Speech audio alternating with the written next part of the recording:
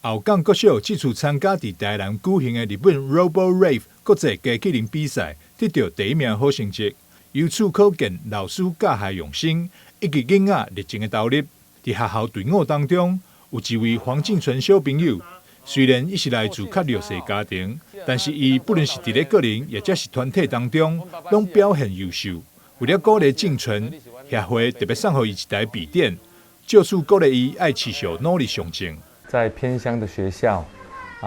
有时候对外面的资讯不是那么的对称，要不然现在是一个3C 的时代，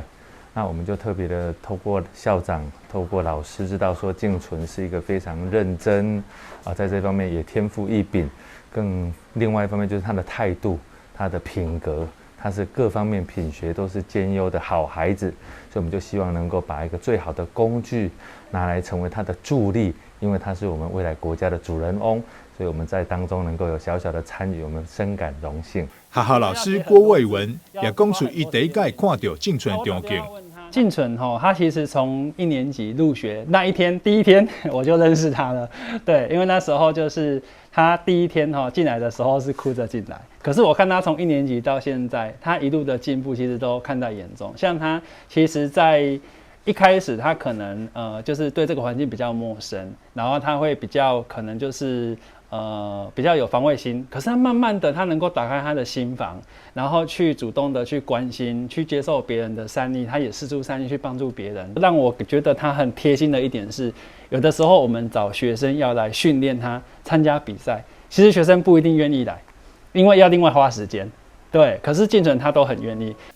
敬纯也讲出伊一路以来学习 STEAM 课程的经过。第一开始刚接触机器人是在3年级升4年级的时候，因为那个时候是第一次在参加机器人，所以有很多事情还不懂，不知道什么是机器人，然后也不知道怎么写程式。